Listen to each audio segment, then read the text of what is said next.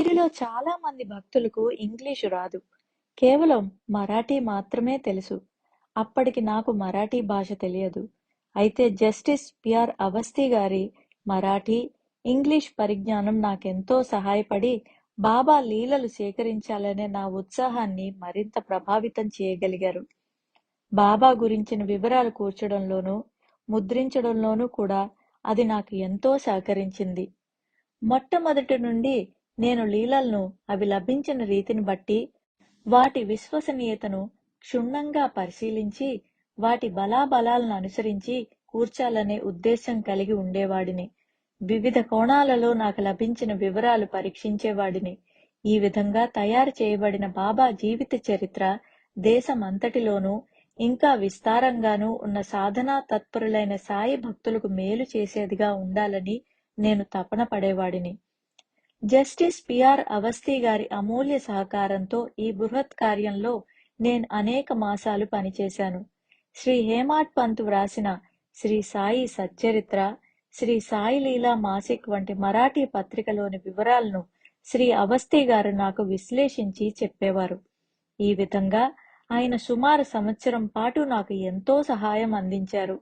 ఆయన ఎంత గొప్పగా సహకరించారంటే ఈ సంవత్సరం పూర్తి అయ్యేసరికి నేను మరాఠీ పుస్తకాలు స్వయంగా చదివి అనువదించగలిగేవాడిని, ఎవరి సహాయం లేకుండానే. అప్పుడప్పుడు నిఘంటు మాత్రం ఉపయోగించవలసి వచ్చేది. బాబా తన కృపను నాపై వర్షింపచేస్తున్నారనడానికి ఇదే గొప్ప నిదర్శనం. అంతేకాక నేను ఈ పనిలో నిమగ్నమై ఉన్న కాలంలో అనేక సందర్భాల్లో కూడా ఆయన విశేష అనుగ్రహం ప్రస్ఫుటంగా వ్యక్తమయ్యేది.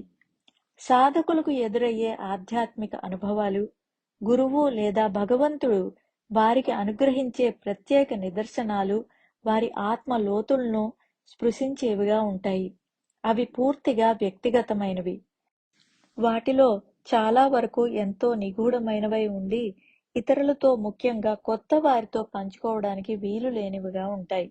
అయితే చాలా కొద్ది మంది తప్ప మేము కలిసిన బాబా భక్తులంతా వారి వారి ప్రత్యేక అనుభవాలు అతి స్వల్ప కాలంలోనే మాతో పంచుకోవడానికి సిద్ధపడి ఆ రహస్యాలను మాకు వెల్లడి చేశారు.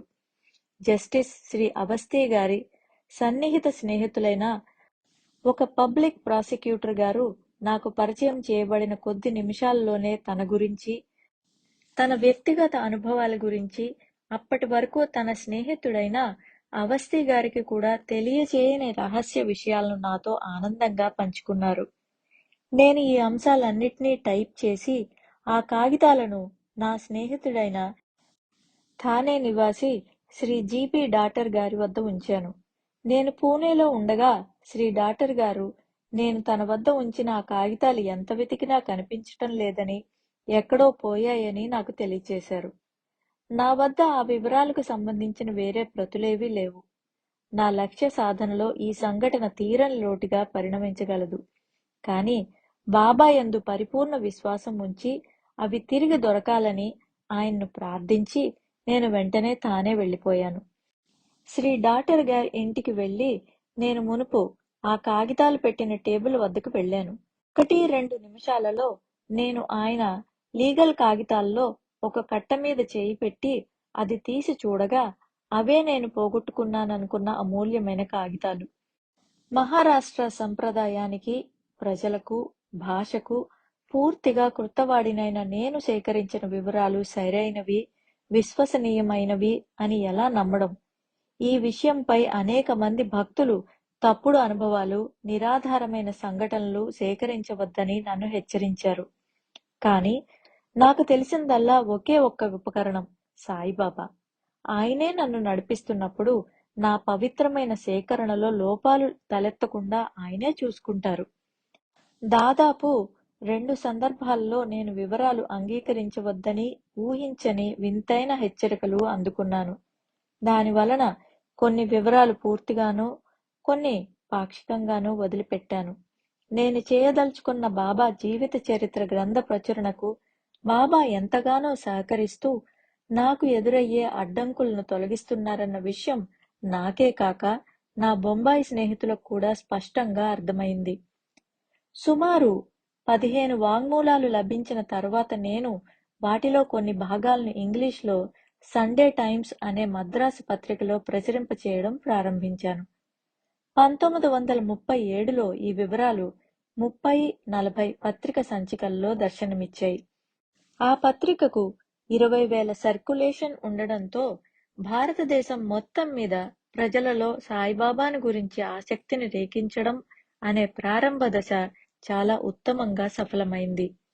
ఈ ప్రచారం మరిన్ని సత్ఫలితాలనిచ్చింది.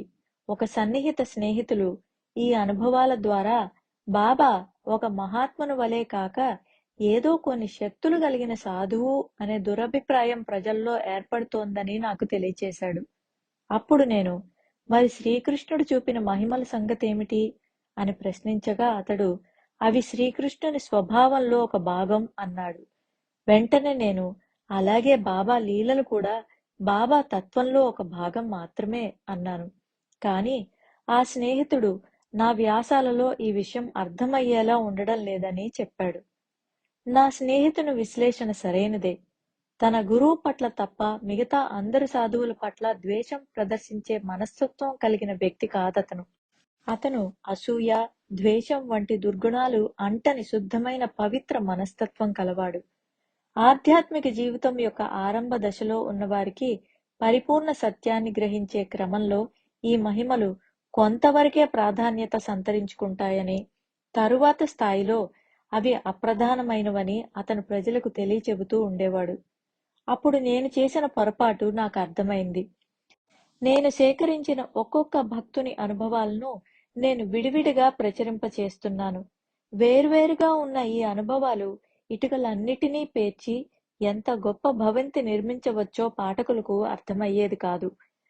ఆ భక్తులలో అతి కొద్ది మందికి మాత్రమే తమ అనుభవాలు ఏ కోవకు చెందినవో, బాబా అసలు తత్వం ఏమిటో అవగతమై ఉండేది.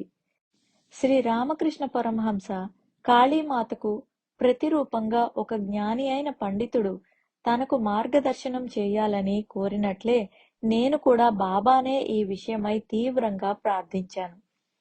నేను వార్తాపత్రికల్లో ప్రచురింపచేయడం, ఇంగ్లీష్లో మాత్రమే వివరాలు కూర్చడం మాని, మార్గదర్శకమైన జీవిత చరిత్ర రూపంలో ఆ మహనీయుని గురించి ముందు నా మాతృభాషలో గ్రంథం తయారు చేయాలని నా అంతరాత్మ ప్రబోధనంగా నాకు అనిపించింది. ఈ సత్కార్యం మొదలుపెట్టిన తరువాత మొట్టమొదటి అధ్యాయంలోనే బాబా తత్వం, ఆయన శక్తులు, వాటి వివరాలు, బాబా గురువు, ఆయన గురువు బాబాకు ఏమి చేశారో ఈ వివరాలన్నింటి మీద దృష్టి కేంద్రీకరింపబడింది. సచ్చిదానంద సద్గురు సాయినాథ్ మహారాజ్ కీ జై. పూజ్య శ్రీ నరసింహ స్వామీజీ కీ జై.